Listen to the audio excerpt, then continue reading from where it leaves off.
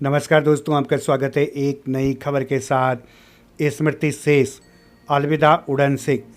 पाकिस्तान के गोविंदपुरा में जन्मे मिल्खा सिंह की जीवन संघर्षों से भरा रहा।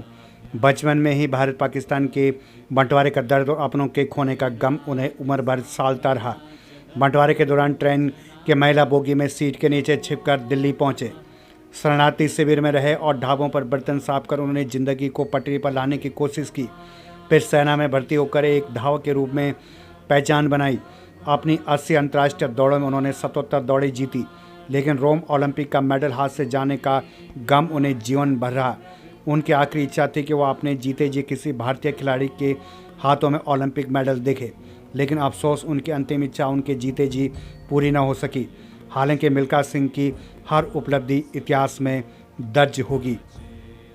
बंटवारे से बुलंदियों तक आसान नहीं था मिल्खा सिंह बनना।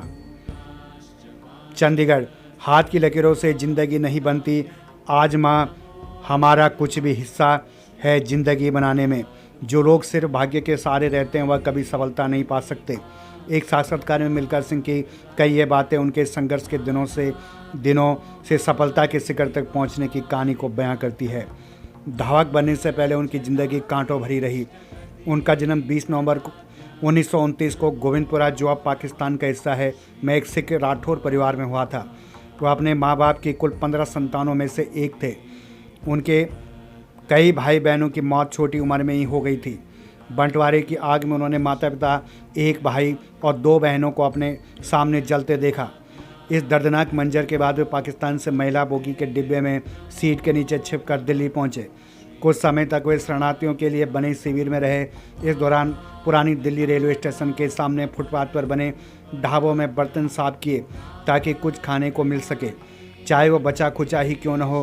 कुछ दिनों तक वे दिल्ली में रहने वाली अपनी बहन के घर भी रहे। अपने भाई मलखान सिंह के कहने पर उन्होंने सेना में भर्ती होने का निर्णय लिया और चौथी कोशिश के बाद 1951 में सेना में भर्ती हो गए। इसके बाद क्रॉस कंट्री रेस में 6ठे स्थान पर आए। इस सफलता के बाद सेना ने उन्हें खेलकूद में स्पेशल ट्रेनिंग के लिए चुना। दिल्ली में शरणार्थी शिविर में रहे, बाद में सेना में भर्ती होकर खेलों में छाए। पाकिस्तान में धावक अब्दुल खालिक को हराने पर वहां के तत्कालीन राष्ट्रपति जनरल अयूब खान ने दिया था उड़न सिंह का खिताब। धावक के तौर पर कैरियर। 1956 मेलबोर्न में आयोजित ओलंपिक खेलों में 200 और 400 मीटर रेस में भारत का प्रतिनिधित्व किया। 1958 कटक में आयोजित राष्ट्रीय खेलों में उन्होंने 200 और 400 मीटर दौड़ में राष्ट्रीय कीर्तिमान स्थापित किया। एशियन खेलों में भी उन्हें दोनों प्रतियोगिताओं में स्वर्ण पदक हासिल किया। वर्ष 1958 में उन्हें एक और महत्वपूर्ण सफलता मिली जब उन्होंने ब्रिटिश राष्ट्रमंडल खेलों में 400 मीटर प्रतियोगिता में स्वर्ण पदक हासिल किया। इस प्रकार वह राष्ट्रमंडल खेलों के व्यक्तिगत स्पर्धा में स्वर्ण पदक जीतने वाले स्वतंत्र भारत के पहले धावक बने। इसका जिंदगी भर रहा मलाल। रोम ओलंपिक खेल शुरू होने से कुछ वर्ष पूर्व से ही मिल्खा अपने खेल जीवन के सर्वश्रेष्ठ फॉर्म में थे। ऐसा माना जा रहा है कि रोम ओलंपिक में मिल्खा सिंह पदक जरूर जीतेंगे। इसमें कुछ समय पूर्व मिल्खा सिंह ने फ्रांस में 45.8 सेकंड का कीर्तिमान भी बनाया था, लेकिन रोम ओलंपिक में 400 मीटर दौड़ में मिल्खा सिंह ने पूर्व ओलंपिक रिकॉर्ड तो तोड़ दिया, लेकिन चौथे स्थान पर रहने के कारण पदक हासिल नहीं कर पाए। वहीं 250 मीटर दौड़ में सबसे आगे रहने वाले मिल्खा सिंह ने एक बड़ी भूल कर दी। दौड़ के दौरान वह पीछे मुड़कर अपने प्रतिद्वंदियों को देखने लगे, जिसका खामियाजा उन्हें भुगतना पड़ा। मिल्खा सिंह को जीवन भर इसका बड़ा मलाल रहा। इस असफलता से मिल्खा सिंह इतने निराश हुए कि उन्होंने दौड़ में संन्यास लेने का मन बना लिया, लेकिन शुभ चिंतकों के बहुत समझाने के बाद मैदान में फिर वापसी की। इसके बाद 1962 में जकार्ता में आयोजित एशियन खेलों में मिल्खा सिंह ने 400 मीटर और 4x400 मीटर रिले दौड़ में स्वर्ण पदक जीता। 1964 के टोक्यो ओलंपिक खेलों में उन्हें 3 स्पर्धाओं 400 मीटर, 4x100 मीटर रिले और 4x400 मीटर रिले में भाग लेने के लिए चुना गया, लेकिन उन्होंने 4x400 मीटर रिले में भाग लिया। धावक के बाद का जीवन। सन 1958 के एशियाई खेलों में सफलता के बाद सेना ने मिल्खा सिंह को जूनियर कमीशन ऑफिसर के तौर पर पदोन्नति देकर सम्मानित किया और बाद में पंजाब सरकार ने उन्हें राज्य के शिक्षा विभाग में खेल निदेशक के पद पर नियुक्त किया। इसी पद पर मिल्खा सिंह 1998 में सेवानिवृत्त हुए। 1958 में भारत सरकार ने उन्हें पद्मश्री से सम्मानित किया। 2001 में भारत सरकार द्वारा अर्जुन पुरस्कार देने की पेशकश की गई, जिसे मिल्खा सिंह ने ठुकरा दिया। पंडित जवाहरलाल नेहरू के साथ मिल्खा सिंह। पाकिस्तान में मिला था उड़न सिक्का खिताब। 1960 में पाकिस्तान की ओर से मिला था लाहौर में दौड़ने का निमंत्रण। मिल्खा सिंह को उड़न सिक्का खिताब पाकिस्तान में मिला था। पाकिस्तान के तत्कालीन राष्ट्रपति जनरल अयूब खान ने उन्हें उड़न सिख फ्लाइंग सिख के पदवी से नवाजा था। साल 1960 में मिल्खा को पाकिस्तान की ओर से लाहौर में दौड़ने का आमंत्रण मिला था, लेकिन भारत पाक बंटवारे के बाद हुए दंगों से दुखी मिल्खा सिंह ने निमंत्रण ठुकरा दिया। उनकी आंखों के सामने दंगों में मारे गए लोगों की लाशों के दृश्य घूम रहे थे। पाकिस्तान न जाने की खबर अगले दिन अखबारों में सुर्खियां बनी। तत्कालीन प्रधानमंत्री जवाहरलाल नेहरू ने मिल्खा को बुलाया और समझाया कि पुरानी बातें भूलकर लाहौर जाओ। इसके बाद मिल्खा बाघा बॉर्डर के रास्ते पाकिस्तान पहुंचे। उन्हें खुली जीप में लाहौर ले जाया गया। बताया जाता है कि रास्ते पर सड़क के दोनों तरफ भारी भीड़ थी और उनके हाथों में भारत और पाकिस्तान के झंडे लहरा रहे थे। इसमें उनका मुकाबला एशिया का तूफान नाम से मशहूर पाकिस्तानी धावक अब्दुल खालिक से था। पूरा स्टेडियम खचाखच भरा हुआ था। बताया जाता है कि रेस शुरू होने से पहले कुछ मौलवी आए और खालिक से कहा कि खुदा आपको ताकत दे। जब वे जाने लगे तो मिल्खा सिंह ने कहा, रुकिए, हम भी खुदा के बंदे हैं। तब मौलवी ने उन्हें भी कहा कि खुदा आपको भी ताकत दे। रेस शुरू हुई तो सभी की धड़कन बढ़ गई। अधिकतर लोगों को लग रहा था कि मिल्खा सिंह हार जाएंगे, लेकिन जो हुआ वो इतिहास बन गया। मिल्खा सिंह ऐसे दौड़े कि उड़ रहे हों। उन्होंने रेस जीत ली। उस रेस को पाकिस्तान के तत्कालीन राष्ट्रपति जनरल अयूब खान भी देख रहे थे। उन्होंने मिल्खा सिंह के गले में मेडल डालते हुए पंजाबी में कहा, मिल्खा सिंह जी, तुस्सी पाकिस्तान दे विच ओके दौड़े आके दौड़े, नहीं तुस्सी पाकिस्तान दे विच उड़े ओ, अज पाकिस्तान तुहानू फ्लाइंग सिख दा खिताब देंदा है। इसके बाद से ये उड़न सिख के नाम से मशहूर हो गए। एक कार्यक्रम में उन्होंने इसके लिए पाकिस्तान व जनरल अयूब को शुक्रिया कहा। वॉलीबॉल टीम की कप्तान निर्मल से की शादी। रोम ओलंपिक के बाद उनकी शादी हो गई थी। उनकी पत्नी निर्मल भारतीय वॉलीबॉल टीम की कप्तान थी। जब दोनों इंडो सिलोन खेलों में हिस्सा ले रहे थे तभी प्यार परवान चढ़ा और बाद में दोनों शादी के बंधन में बंध गए। एक बार निर्मल ने किसी पत्रकार को बताया था कि शादी से पहले मिल्खा सिंह की बहुत बड़ी फैन थी और ऑटोग्राफ लेती रहती थी। वे इतने स्मार्ट और मशहूर थे कि प्यार तो होना ही था। उनकी 3 बेटियां और एक बेटा। जीप मिल्खा सिंह मशहूर गोल्फर हैं। वर्ष 1999 में मिल्खा ने शहीद हवलदार विक्रम सिंह के 7 वर्षीय पुत्र को गोद लिया था। मिल्खा सिंह के जीवन पर बनी फिल्म लिया था सिर्फ ₹1। मिल्खा सिंह की बेटी सोनिया सांकोलका ने अपने पिता की जीवन पर रेस ऑफ माई लाइफ नाम से किताब लिखी, जो साल 2013 में प्रकाशित हुई। इस किताब के प्रकाशित होने के बाद फिल्म निर्माता राकेश ओम प्रकाश मेहरा ने उनके जीवन पर फिल्म भाग मिल्खा भाग बनाने का निर्णय लिया। फिल्म बनाने की अनुमति देने के बदले निर्माता राकेश ओम प्रकाश मेहरा से मिल्खा सिंह ने मात्र ₹1 का नोट लिया था। इस ₹1 की खास बात यह थी कि ₹1 का नोट साल 1958 का था, जब मिल्खा ने राष्ट्रमंडल खेलों में पहली बार स्वतंत्र भारत के लिए स्वर्ण पदक जीता था। ₹1 का यह नोट पाकर मिल्खा भावुक हो गए थे। यह नोट उनके लिए कीमती याद की तरह था। इस फिल्म में अभिनेता फरहान अख्तर ने मिल्खा सिंह की भूमिका निभाई थी। फिल्म को देखकर मिल्खा सिंह ने कहा था कि इससे युवाओं को खेलों में देश के लिए मेडल जीतने की प्रेरणा मिलेगी। भाग मिल्खा भाग के प्रसिद्ध होने के बाद इसे बेहतर रिस्पांस मिला था। इसके बाद फिल्म में मिल्खा सिंह का किरदार निभाने वाले अभिनेता फरहान अख्तर सहित फिल्म में काम करने वाले सितारे चंडीगढ़ सेक्टर 8 स्थित मिल्खा सिंह के घर पहुंचे थे।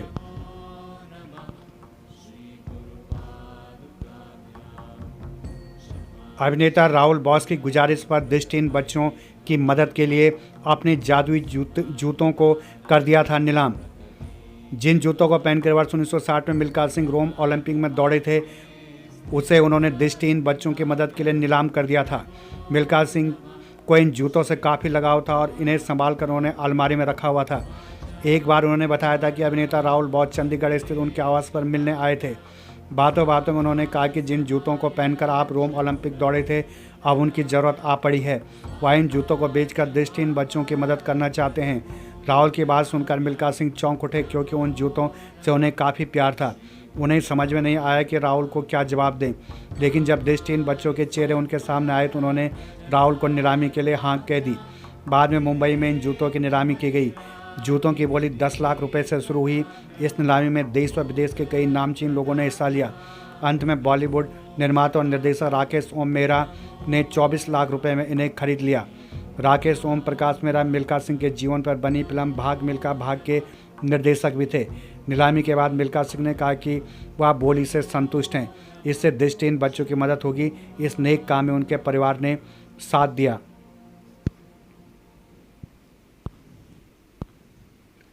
फिर मेरा पुतला दिलाएगी मेरी याद। मैडम तुसाद म्यूजियम में भी उड़न सिख की जगह मिली है। यह दुनिया भर की हस्तियों के साथ मिल्खा सिंह की भी मोम का पुतला लगा है। जब मिल्खा सिंह ने अपने मोम के पुतले को देखा तब वे भी दंग रह गए थे। पुतले को देखकर मिल्खा सिंह ने कहा था कि मेरे जाने के बाद लोगों को मेरा पुतला मेरी याद दिलाता रहेगा। पुतला बनाने से पहले कंपनी के प्रतिनिधियों ने उनकी हजारों तस्वीरें खींची थी। खासकर जिस तरह से वह जवानी में दौड़ते थे, उनकी छोटी से छोटी मूवमेंट पर बारीकी से गौर किया था। कपड़ों के माप के लिए विशेष दर्जी बुलाए गए थे। जब उनका पुतला तैयार हुआ तो मिल्खा सिंह का पूरा परिवार हैरान रह गया था। सबने मैडम तुसाद की टीम को इसके लिए दिल से धन्यवाद किया। राष्ट्र के नाम कर दिए सभी पदक। मिल्खा सिंह ने अपने जीवन में जीते सारे पदक राष्ट्र के नाम कर दिए। शुरू में सारे पदक और ट्रॉफियां जवाहरलाल नेहरू स्टेडियम में रखे गए थे, जिन्हें बाद में पटियाला के एक खेल म्यूजियम में स्थानांतरित कर दिया गया। बच्चों के साथ ऑटोग्राफ देते उड़न सिख मिल्खा सिंह।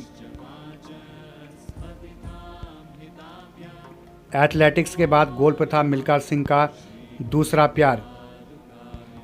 एथलेटिक्स के बाद गोल्फ मिल्खा सिंह का दूसरा प्यार था। सेवानिवृत्त होने के बाद उन्होंने गोल्फ खेलकर अपना ज़्यादातर समय बिताया। मिल्खा सिंह चंडीगढ़ गोल्फ क्लब के सबसे वरिष्ठ सदस्यों में से एक थे।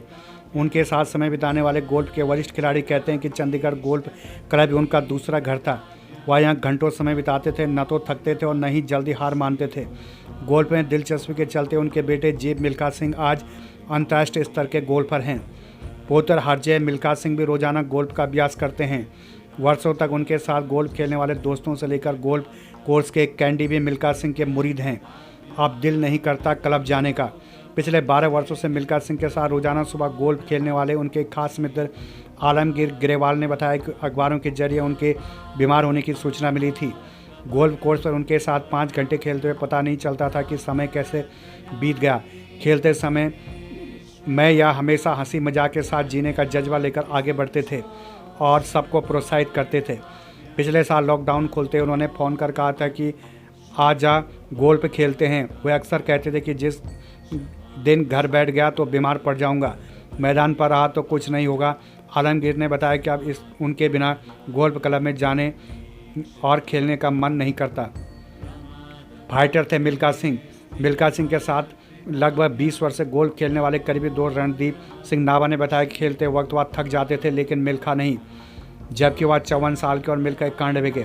जब उनके बीमार होने की सूचना मिली तो फ़ोन पर हाल पूछा था, तब उन्होंने अपने अंदाज में बताया था कि कुछ नहीं हुआ मैनू, सब ठीक है। वे सही मायने में एक फाइटर थे, यारों के यार थे, गोल्फ के ज़बरदस्त शौकीन। वह इतने वर्षों से गोल्फ खेलने के लिए कभी देरी से क्लब नहीं पहुँचे, भागकर एक दूसरे से हॉल तक पहुँच जाते थे।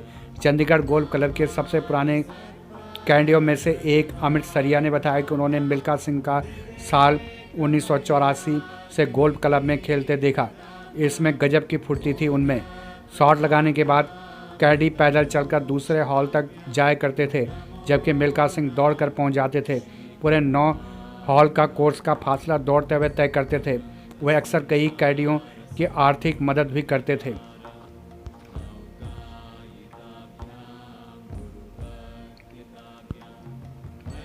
धाव के बाद का जीवन। सन 1958 के एशियाई खेलों में सफलता के बाद सेना ने मिल्खा सिंह को जूनियर कमीशन्ड ऑफिसर के तौर पर पदोन्नति देकर सम्मानित किया और बाद में पंजाब सरकार ने उन्हें राज्य के शिक्षा विभाग में खेल निदेशक के पद पर नियुक्त किया। इसी पद पर मिल्खा वर्ष 1998 में सेवानिवृत्त हुए। 1958 में भारत सरकार ने उन्हें पद्मश्री से सम्मानित किया। 2001 में भारत सरकार द्वारा अर्जुन पुरस्कार देने की पेशकश की गई, जिसे मिल्खा सिंह ने ठुकरा दिया। तो इस खबर के अनुसार स्पष्ट है कि स्मृति शेष, अलविदा उड़न सिख। बंटवारे से बुलंदियों तक आसान नहीं था मिल्खा सिंह बनना।